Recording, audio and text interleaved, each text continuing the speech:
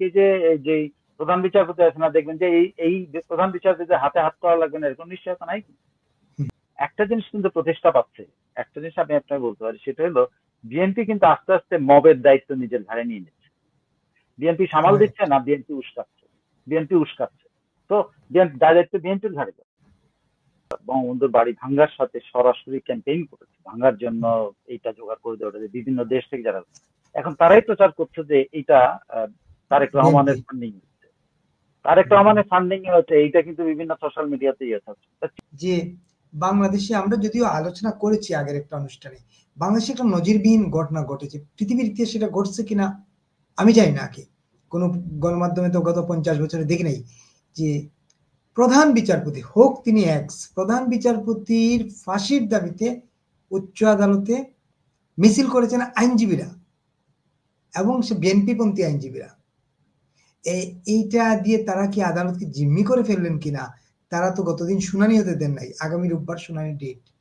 এইটা এখন তো কি আলামত? আমি কোনটা আইনসঙ্গত রয়েছে, এটা নজিরবিহীন ঘটনা। কোন প্রধান বিচারপতি, সাবেক প্রধান বিচারপতির বিরুদ্ধে হয়েছে, কোন সাবেক প্রধান বিচারপতি যিনি ধরেন তিনি চলে গেছেন, এখন ওনার বিরুদ্ধে মামলা হয়েছে, সেটা অন্য জিনিস, কিন্তু তো নাই আর।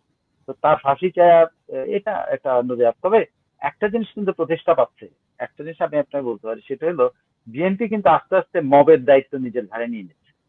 বিভিন্ন জায়গায় কিন্তু এখন যা ঘটতেছে, এখন কিন্তু আর কেউ, বেশিরভাগ দেখেন এখন আর বৈষম্য বিরোধীর পরিবর্তে আপনি বিএনপির নেতাদের কিন্তু দায়ী করতেছে, গরু ছিনাই নিয়ে গরু দিয়ে ভোজ করতেছে, ওকে আটকায় দিয়ে বৈষম্য বিরোধী ছাত্রদের ব্যবহার করে চাঁদা উঠাইতেছে, সমস্ত কিছু এদেরকে দিয়ে কাজ করে। এখন বৈষম্য বিরোধী যে ছাত্রগুলো আছে, এরা যখন দেখছে এলাকে কোণঠাসা হয়ে পড়ছে, এরা এখন বিএনপির চালা চামুন্ডায় পরিণত হয়েছে। এখন চাঁদা পয়সা করা ওদেরকে দিয়ে নিয়ে নেয় ওরা, দোষ হচ্ছে কিন্তু বৈষম্য বিরোধী ছাত্রদের, এনসিপির সাবেক নেতা, সব কিন্তু এখন বিএনপি করতেছে। আপনি কদিন আগে, আজকে বা কালকে একটা অডিও দেখলাম যে শিক্ষা বোর্ডের কোন শিক্ষা বোর্ডের কোন চেয়ারম্যানকে ধমকাচ্ছে এক বিএনপি নেতা, এবং তাকে দেখে নিবে, খেয়ে নিবে, মানে মেরে ফেলবে, ওরকম একটা হুমকি দিচ্ছে। তো বিএনপি কিন্তু কাঁধের মধ্যে কিন্তু মব নিয়ে নিচ্ছে। এখন এই যে মব এনসিপি শুরু করছিল বা বৈষম্য ছাত্ররা শুরু করছে, সেটা দায়িত্ব কিন্তু পুরাটা শেষ পর্যন্ত দেখা যাবে যে কোনো একদিন যখন ইতিহাস লেখা হবে, তখন কিন্তু মবের জন্য বৈষম্য বিরোধী ছাত্রদের দায়ী করা হবে না, দায়ী করা হবে কিন্তু বিএনপি, কারণ বিএনপি বড় মবগুলির সাথে ইনভলভ হচ্ছে। এই যে বিচারালয়ের মবের সাথে বিএনপি ইনভলভ হচ্ছে। আপনি যখন হাসনাত আব্দুল্লাহ যখন আগে প্রধান বিচারপতি, সব বিচারপতি খেদানোর জন্য যে মবটা করেছিল, সেই মবে কারা গেছে? বিএনপির আইনজীবীরা গিয়েছে। সাধারণ মানুষের চাইতে বেশি ছিল বিএনপির আইনজীবীরা। তো বিএনপি কিন্তু ফাইনালি তারা বুঝে হোক না বুঝে হোক সকল মবের দায় দায়িত্ব কিন্তু তাদের ঘাড়ের উপর নিয়ে নিচ্ছে। তার মানে সামনে তো কঠিন অন্ধকার সময়। বিশেষ করে আমি বলছিলাম যে আদালতকে চ্যালেঞ্জ জানানো, এটা তো মানে এই এখন যারা বিচারপতি আছেন, যারা সামনে দিয়ে সব পরিবর্তন হলে তাদেরকে তো একই অবস্থার মুখোমুখি হতে পারে এই পরিস্থিতির জন্য। না, সেটা এখন দেখেন, এই মবের জন্য যদি ভবিষ্যতে যারা করবে, তারা তো মব বিরোধী বলে তারা করবে বলে আমার মব করবে না, বিরোধীরা এই কাজ, কিন্তু আমি জানি না, এটা ভবিষ্যতে বলতে পারবি। আমি সবার জন্য আসলে চ্যালেঞ্জ সামনের দিন, মানে আমি হচ্ছে একটা চ্যালেঞ্জ, এই জিনিসটা কি চ্যালেঞ্জ ছুড়ে দেওয়া। কারণ আদালত তো এইসব মবের ক্ষেত্রে তো আদালত স্বপ্রণোদিত হয়েও সুমোটো করতে পারত। আপনি সাবেক সিসি গলার মধ্যে জুতা পড়েছে না, জুতা দিয়ে তার গালে পিটাইছে না, তো এগুলা সবই তো উদাহরণ হচ্ছে। তো ভবিষ্যতে তো আপনি যখন একটা উদাহরণ তৈরি করেন, সেই উদাহরণের তো ভবিষ্যতে এটা রেপ্লিকা হতে পারে, অবশ্যই হবে, হতে বাধ্য হবে। আজকে যে প্রধান বিচারপতি আছে না, দেখবেন যে এই প্রধান বিচারপতিদের হাতে হাত করা লাগবে না এরকম নিশ্চয়তা নাই, কারণ এই প্রধান বিচারের অনেক কাজকর্ম কিন্তু এখন চ্যালেঞ্জ হচ্ছে বিভিন্ন। আপনি মঞ্জুর মসজিদের একটা বক্তৃতা আমি দেখলাম, উনি বলছেন যে বাংলাদেশে এখন বিচারালয়ে আপনি যখন জামিন চাইতে বলে যে এটা 5ই আগস্টের ঘটনা, জামিন হবে না। তো 5ই আগস্টের ঘটনা মানে জামিন হবে না, যদি এই একটা সিদ্ধান্ত হয়, এটা তো চূড়ান্ত ভাবে মানবাধিকারের লঙ্ঘন। কারণ 5ই আগস্টে তো বহু ঘটনাই ঘটতে পারে, সে বহু ঘটনা যে কোনো একটা ঘটনার জন্য উনি জামিনে গেছেন, কারণ 5ই আগস্ট ঘটনা বলে কিন্তু বাতিল করে দিচ্ছে। তাহলে এই প্রধানদের ওত লঙ্ঘন করছে, সে ওত লঙ্ঘনের দায়ে ভবিষ্যতে একই ঘটনা করতে পারে। এটা মঞ্জুর মোর্শেদ সাহেব কিন্তু বক্তৃতা দিয়ে বলছেন, উনি বলছেন। এই হলো অবস্থা, কি সামনের দিকে আমরা কঠিন সময়ে যাচ্ছি। নিশ্চয়ই একটা করতেই চাচ্ছিলাম যে আবার পিছন দিকে যাই আর কি, যে এই যে আমরা গতদিন একটা শো করেছিলাম যে বিএনপির কে প্রধানমন্ত্রী হতে চান, কে প্রেসিডেন্ট হতে চান। তার মানে আলামতটা হচ্ছে ট্রেসি জেকবসনের সঙ্গে মিটিং এর পর বিএনপি এখন পুরোদস্তুর মন্ত্রিসভা তৈরি করতে ব্যস্ত।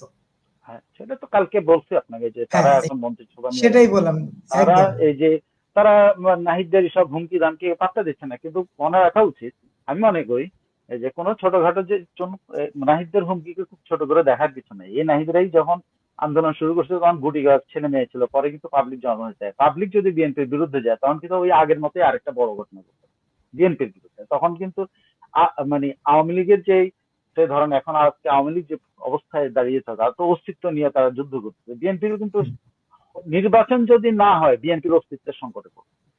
কারণ বিএনপি এমন সব কাজ করতেছে, সে যেটা বলছি দেশব্যাপী চাঁদাবাজি, তারাই এখন মতের সাথে ইনভলভ। সেটা সর্বশেষ উদাহরণ হলো আপনার সুপ্রিম কোর্টে। সর্বশেষ আপনি বলছেন যে তারা মব করে ফাঁসি দাবি করছে, তো সবকিছু দায় দায়িত্ব কিন্তু বিএনপির ঘাড়ে যাবে আলটিমেটলি। আর বড় দল সবসময় বড় ভাইয়ের দায়িত্ব বেশি থাকে, বলে না পরিবারের মধ্যে বড়টা ছোটরা দুষ্টামি করলেও বলে যে তুই তুই বড় কি করছিস, তুই তোর দায়িত্ব ছিল সবচেয়ে বেশি এটা সামাল দেওয়া। বিএনপি সামাল দিচ্ছে না, বিএনপি উস্কাচ্ছে, বিএনপি উস্কাচ্ছে। তো দায়িত্ব বিএনপির ঘাড়ে যাবে।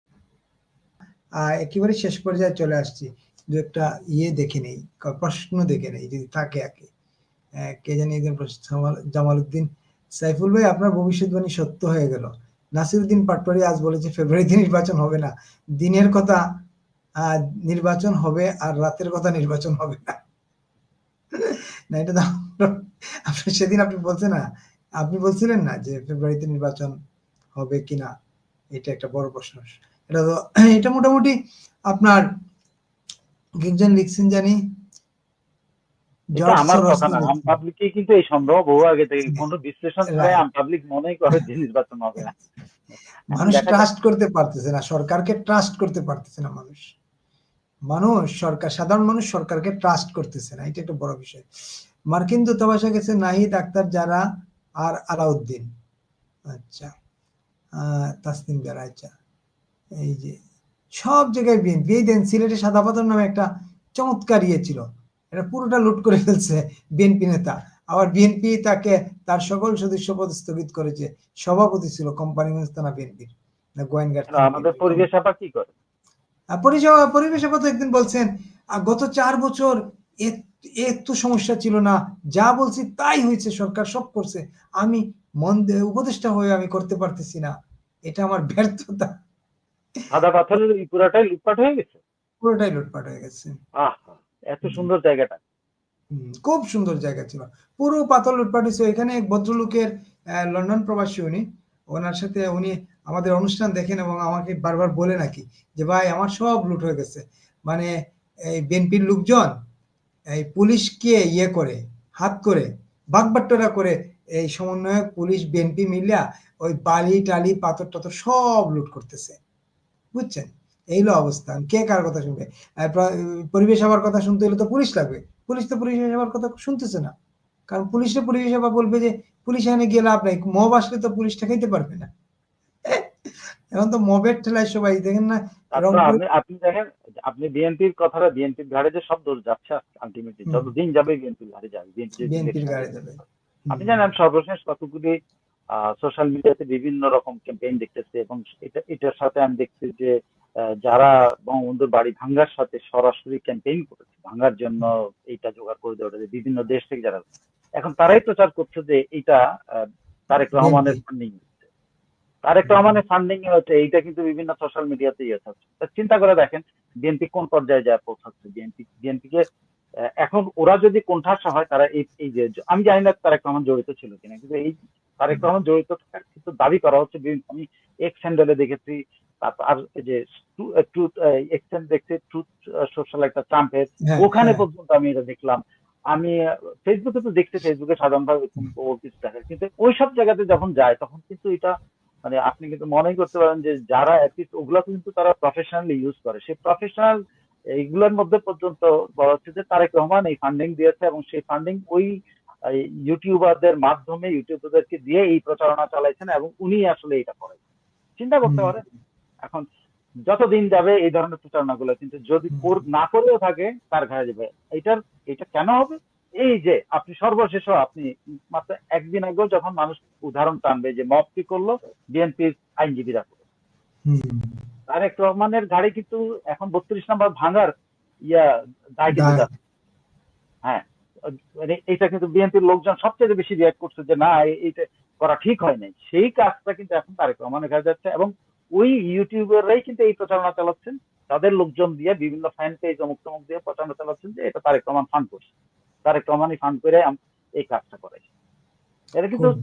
আমি এক্স হ্যান্ডেলে এবং ট্রুথ সোশ্যাল, তারপর আরো কি কি অতগুলো আছে না, এগুলোতে আমি এই প্রচারগুলো আমি দেখেছি। 3 লাখ আর কয়েকটা তো যায়। একেবারেই। অথচ কত সুযোগ ছিল বিএনপির হাতে, 17 বছর পরে একটা সুবর্ণ সুযোগ তাদের তারা লোকেরা কিন্তু পেয়েছে। সবচেয়ে বেশি রিয়েক্ট করছে প্রকাশ্যে যে হুম। 32 নম্বর ভাঙা ঠিক হয়। বাঙ্গার বিষয়। অর্থাৎ অর্থাৎ আজকে তাদের কর্মকাণ্ডের পর্যায়টা মানুষের মনের মধ্যে এটা গেছে, তাহলে এরাই তো এটা করতে পারে। এবং হুম। যারা করেছে তারা এখন তাদের ঘাট থেকে এটা সরানোর জন্য তাদের দায়ভারটা কিন্তু তারেক রহমানের কাঁধে চাপায় দিচ্ছে, যে চাপায় দিচ্ছে কিনা আমি যে সত্য হলে আমি জানি না, কিন্তু একটা জিনিস পরিষ্কার যে এখন তারেক রহমানের কাঁধে দিয়ে কিন্তু যাচ্ছে। একদিন দেখা যাবে কোনো একদিন তারেক রহমান 32 নম্বর ভাঙার দায় দায়িত্ব নিয়ে মাঠে দাঁড়াই।